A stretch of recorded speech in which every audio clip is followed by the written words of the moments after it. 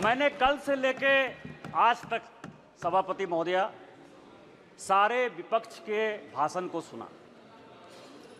सारे विपक्ष के भाषण में असत्य, गुमराह करने वाले तथ्य, निराशावादी, डर और डर की जो पराकाष्ठा हो सकती है कि डर के आगे कुछ नहीं है, हम कभी जीत नहीं सकते, उस तरह के भाषण को देखा। यहां विपक्ष के नेता ने भाषण दिया, सभापति महोदया, मैं वो नहीं हूं जो हूं, जो मैं दिखता हूं वो मैं नहीं हूं। पिछले बार मैंने कहा था कि यहां प्रेत आकर भाषण देके चला गया।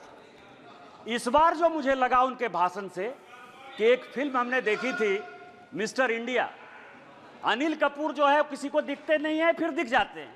यदि लाल जो है कहीं दिखाई देगा तो वो मिस्टर इंडिया के अनिल कपूर हैं, जो दिखते हैं वो नहीं दिखते हैं, जो दिखते हैं वो नहीं दिखते। विपक्ष का क्या डर है सभापति महोदया, ये आप समझिए। गॉस्पेल ट्रुथ के आधार पर असत्य को सत्य बनाने की कोशिश कर रहे हैं। पूरा विपक्ष जो मुस्लिम की राजनीति करता रहा, आज हिंदू हिंदू चिल्ला रहा है।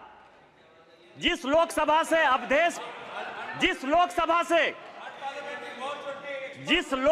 से अवधेशपासी एमपी है, उसका नाम फैजाबाद है।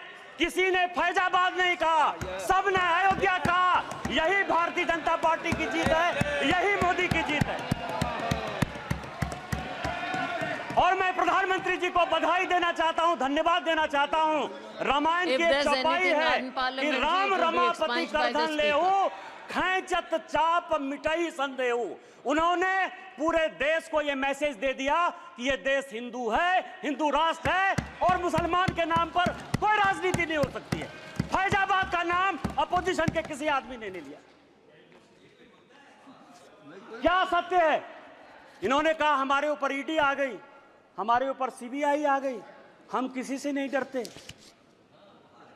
आप वहां चले गए, बांसवाड़ा चले गए, आपने क्या भाषण दे दिया, क्या जीत गए?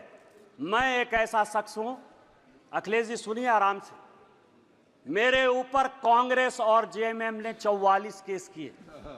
मेरे 80 साल 85 साल के माँ पिताजी के ऊपर केस हुए। गैलरी में मेरी वाइफ बैठी हुई है, मेरे बच्चे बैठे हुए हैं, उनके ऊपर केस हुआ, भाई के ऊपर केस हुआ। और सरकार ने आरटीआई मैंने मंगाया है, 10 करोड़ रुपया हाई कोर्ट और सुप्रीम कोर्ट में मेरे से केस लड़ने के लिए किया। मैं जब चुनाव लड़ने के लिए गया, राहुल गांधी जी की यात्रा हुई, मल्लिकार्जुन खड़गे का 2 कार्यक्रम हुआ, प्रियंका गांधी जी गई, उन्होंने कहा कि मैं चैम्बर में बैठा रहता हूं, और मैंने कहा कि मैं मोदी का सिपाही हूं, मैं भारतीय जनता पार्टी का सिपाही हूं, और मैंने वचन लिया, प्रण लिया कि मैं जनता के पास वोट मांगने नहीं जाऊंगा।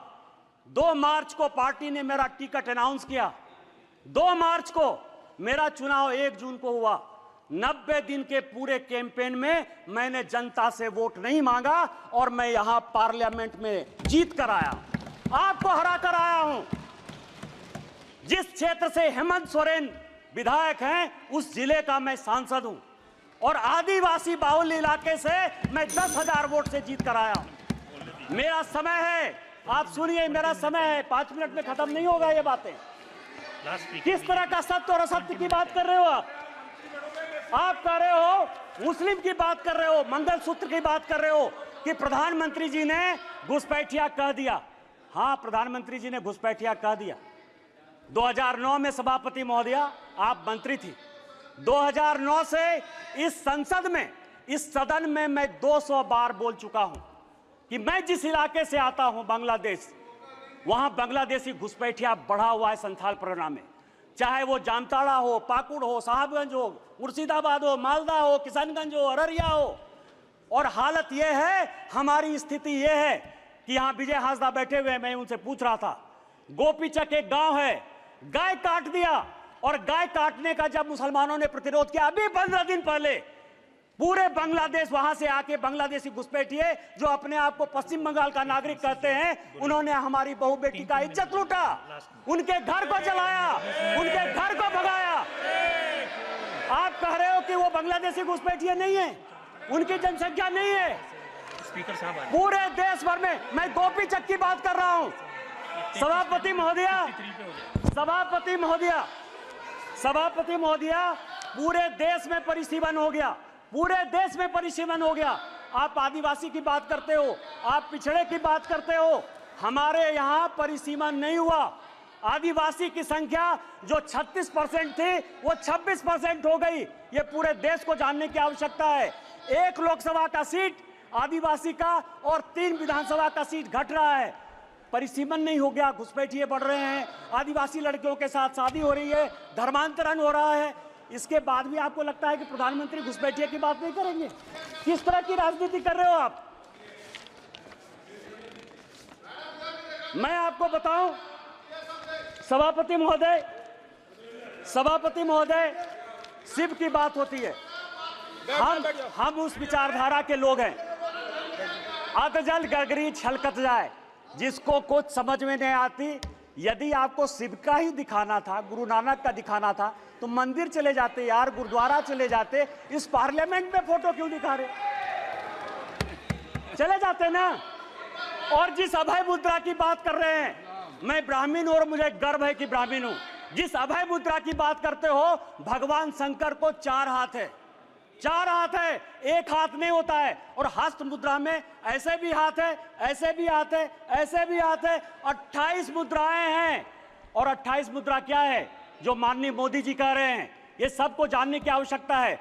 एक मुद्रा वो है जिसके हाथ में डमरू बजा हुआ है। डमरू मतलब स्टार्ट करिए, प्रकृति को स्टार्ट करिए, जीवन को स्टार्ट करिए, गरीबों के लिए काम करना स्टार्ट कीजिए। दूसरे हाथ में क्या है? डिस्ट्रॉय करना, अग्नि है भगवान शिव के हाथ में। वो ये कहता है कि चाहे हेमंत सोरेन हो, चाहे केजरीवाल हो, जो भ्रष्टाचारी है, जिसने जनता का पैसा लूटा है, उसको जेल भेजिए। तीसरा हाथ है जो ये कहता है कि जनता को खाना खिलाइए। और चौथा हाथ है कि कभी भी विकसित भारत के लिए, भविष्य के लिए, इंसॉल्वेशन के लिए, ये भगवान शिव हैं। आपको यदि धर्म नहीं पता है यार, कहां से धर्म के बारे में पता करोगे? त्रिशूल जो है भूत, भविष्य और वर्तमान की व्याख्या करता है, इसीलिए वो त्रिशूल है। और हमारे प्रधानमंत्री भूत, भविष्य और वर्तमान को देखकर विकसित भारत के संकल्प के साथ आगे बढ़ रहे हैं। इसलिए ये बात आपको समझ में नहीं आएगी।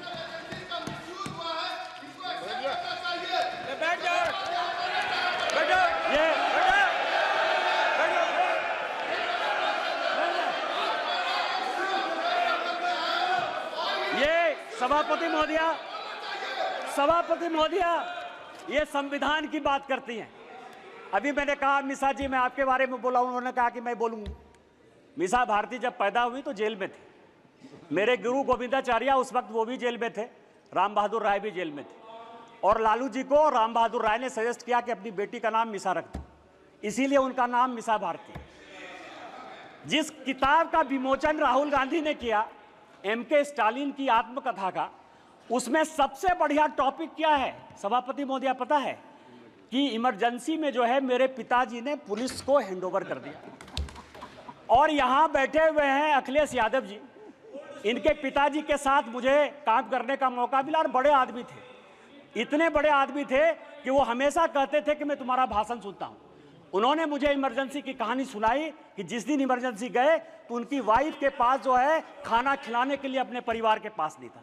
आप संविधान की बात करते हो, आपने कहा राज्य डिवीजन कर लिया। आपको पता है कि क्या हुआ? 7वां संशोधन 1956 में जब नेहरू ने किया तो उन्होंने कहा संविधान की आत्मा, आपने भी नरेंद्र मोदी कहा, इसलिए मैं नेहरू कर रहा हूं। मैं जानता था कि आप अटैक करो। Please address the chair. सभापति महोदया, 7वां संशोधन यह किया कि राज्य को कोई अधिकार नहीं होगा अपना बाउंड्री चुनने का। और यही कारण है कि 7वें संशोधन के बाद 14 राज्य और 6 यूनियन टेरिटरी बन गए। आप संविधान की बात करते हो, आप कहते हो संविधान बचाने की बात करते हो। संविधान की प्रस्तावना स्वर्ण सिंह कमेटी के बाद जब इमरजेंसी में सारे बड़े नेता, चाहे वो लालू प्रसाद जी हो, मुलायम सिंह यादव हो, करुणानिधि जी हो, अडवाणी जी हो, अटल जी हो, हेमवती नंदन बहुगुणा हो, कांग्रेस के चंद्रशेखर जी हो, बाबू जगजीवन राम हो, जब सारे जयप्रकाश नारायण, मैं MP की बात कर रहा हूं, ये सारे लोग जब जेल में बंद थे तो स्वर्ण सिंह कमेटी बनाई 1976 में, 42वां संशोधन हुआ। उस 42वें संशोधन ने हमारे धर्म परायण देश को, हम धार्मिक हैं, हम हिंदू हैं, बिट्टू यहां बैठा हुआ सिख है, बुद्धिस्ट हैं, रिजू जी उन्होंने कहा कि हम बुद्धिस्ट हैं, यहां ओवैसी बैठे हुए हैं, इस्लाम उनके लिए गर्व का विषय है।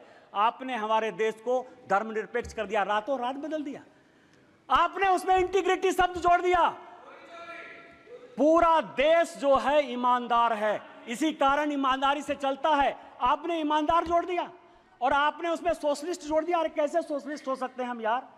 कोई कम्युनिस्ट हो सकता है, कोई कैपिटलिस्ट हो सकता है, तुमने जो है सोशलिस्ट पूरे प्रेम्बल को बदल दिया और आप संविधान बनाने की बात करते हो। उन्होंने कहा कि जो हम कानून बनाएंगे, जो फंडामेंटल राइट हुए थे, जो हमने हमारे फोर फादर्स ने जो फंडामेंटल राइट्स दिए थे, उसके साथ आपने फंडामेंटल ड्यूटीज एक अलग शब्द जोड़ दिया। आप संविधान बनाने की बात करते हो। पूरा का पूरा 42वां संशोधन, उन्होंने कहा कि जो संविधान कानून बनाएगा, क्योंकि इंदिरा गांधी की सदस्यता खत्म हो गई थी, उन्होंने कहा कि हम फिर से रिइंस्टेट होकर देश के प्रधानमंत्री बन जाएंगे। आप मेरे ऊपर कोई क्वेश्चन नहीं कर सकते हो। लोकसभा के जो समय है, समय सीमा 5 साल, उन्होंने कहा अब 6 साल होगा। खाता न वही, इंदिरा गांधी जो कहे सही, संविधान वही है। अरे संविधान बचाने वाले यदि मोदी ने संविधान बदला, 370 के लिए बदला, शेड्यूल कास्ट के लिए बदला, ओबीसी को संवैधानिक दर्जा देने के लिए बदला, और जब भी schedule caste, schedule tribe, OBC की बात होगी, हम संविधान बदलेंगे और हमको कोई संकोच नहीं। सवाल ये है, ये आर्य और अनार्य की बात करते हैं, ऋषि मुनि की बात करते हैं। राजा साहब, आप हमारे मित्र हो। मैं एक ऐसा आदमी था जो तिहाड़ में आपसे मिलने के लिए गया, कांग्रेस ने आपको जेल भेजा। आपको पता है कि गुरु वशिष्ठ, विश्वामित्र, अगस्त मुनि, ये कोई भी ब्राह्मण नहीं थे। रामायण, महाभारत, गीता लिखने वाले कोई भी ब्राह्मण नहीं थे। कोई भगवान ब्राह्मण नहीं है। रामायण वाल्मीकि ने लिखी, महाभारत वेद व्यास ने लिखा, चारों वेद और 13 उपनिषद सभी वेद व्यास ने लिखे, जो मछुआरे के बेटे थे। और चाहे वो ऋषि अगस्त हो, ऋषि कन्नन हो, आप जो है आर्य और अनार्य के बीच में, और आप ही के सांसद, कांग्रेस के सांसद 1952 में जिस कांग्रेस के सांसद रामधारी सिंह दिनकर को नेहरू जी संसद बनाकर लेकर आए, सांसद रहे, 12 साल रहे, देश के बहुत बड़े कवि, उन्होंने संस्कृति के 4 अध्याय लिखे। उस संस्कृति के 4 अध्याय में उन्होंने लिखा कि ना कोई आर्य है ना कोई अनार्य है। जो हरिजन, जो शेड्यूल कास्ट तमिलनाडु का है, वही कलकत्ता का ब्राह्मण है, और जो कलकत्ता का ओबीसी है, वही पंजाब का जो है सिख है। ये उन्होंने लिखा, कांग्रेस ने लिखा, आपके सांसद ने लिखा। हमें तो गर्व है, ये देश एक है, न जाति है न बिरादरी है।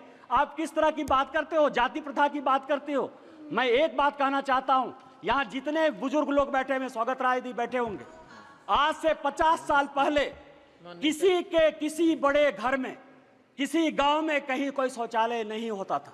चाहे बड़े परिवार की महिलाएं हो या छोटे परिवार की महिलाएं हो, वो खेत में जाती थी। तो जब खेत में जाती थी तो मेहतर प्रथा कहां से आ गया? जो मुगलों ने दिया, आप उसको सही मान रहे हो, और आप पूरे देश को जो है हिंदुत्व के नाम पर, आर्य के नाम पर, अनार्य के नाम पर, इस्लाम के नाम पर केवल गुमराह करने की कोशिश करते हो। ये गॉस्पेल ट्रूथ को बंद करो, ये काना बंद करो, और देश को जो है साथ लेकर चलने की बात करो। बस मैं अंत में, सभापति महोदय, एक पॉइंट है कि कल कहा गया कि स्पीकर साहब जो है झुक के प्रधानमंत्री जी को जो है अभिवादन किए और राहुल जी को ऐसे। आज मैंने एक फोटो देखा थल सेनाध्यक्ष का। वर्दी में कहा जाता है कि किसी को प्रणाम नहीं करना चाहिए। आज सारे अखबारों में थल सेनाध्यक्ष का फोटो छपा है और अपनी मां को पैर छू के वर्दी में प्रणाम कर। तैत्तिरीयोपनिषद का एक श्लोक है, अभिवादनशीलस्य नित्यं वृद्धा पसेबिनः चत्वारि तस्य वर्धन्ते आयुर्विद्या यशोबलम। आपसे जो भी बड़े आदमी हैं, पद की, मर्यादा की कभी परवाह नहीं करिए। अभी पार्लियामेंट खत्म हुआ, मैं फरवरी की बात कर रहा हूं। जिस दिन पार्लियामेंट खत्म हुआ, मैं बाहर गाड़ी का वेट कर रहा था। मैं सबसे ज्यादा कांग्रेस पर अटैक करता हूं। राहुल जी, सोनिया जी या पूरा कांग्रेस गांधी परिवार मेरा टॉपिक है, क्योंकि मेरे फादर 1975 में इमरजेंसी में सैक कर दिए गए, उनकी ज़िंदगी में नौकरी नहीं लगी। 19 महीने मेरे परिवार के लोग इमरजेंसी में बंद रहे, इसलिए कांग्रेस के प्रति इतना विद्रोह या ये चीज़ जो है मेरे मन में है, बचपन से है, क्योंकि मेरा बचपन मैंने देखा ही नहीं, क्योंकि हम लोग सभी देशद्रोही के परिवार के माने जाते थे। सोनिया जी आई, सोनिया जी ने मेरा हाथ पकड़ा सबके सामने, चूंकि सबके सामने पब्लिक में एक काम हुआ, इसलिए मैं पब्लिक में बात कर रहा हूं। और उन्होंने मुझे कहा कि निशिकांत, आज मेरी तबीयत खराब थी, लेकिन तुम्हारे जैसे लोगों को पार्लियामेंट आना चाहिए। मैंने प्रणाम किया उनको। मैंने ये नहीं सोचा कि वो सोनिया गांधी, वो बड़ी हैं। आप किस तरह के डिस्कोर्स में ले जाना चाहते हो? माननीय मोदी जी हमारे पार्टी के बड़े आदमी हैं।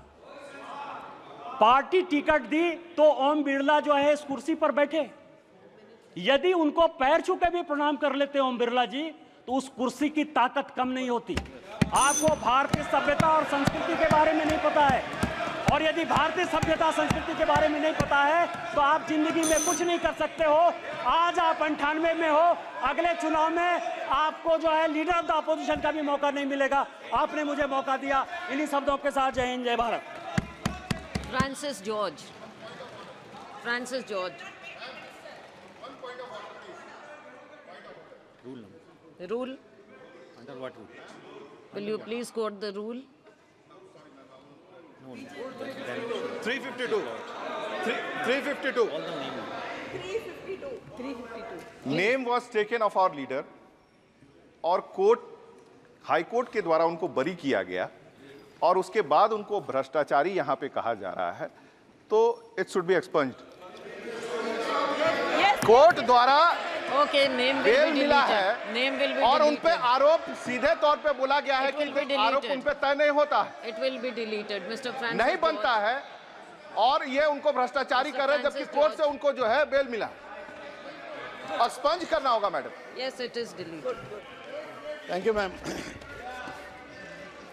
Sir, when our country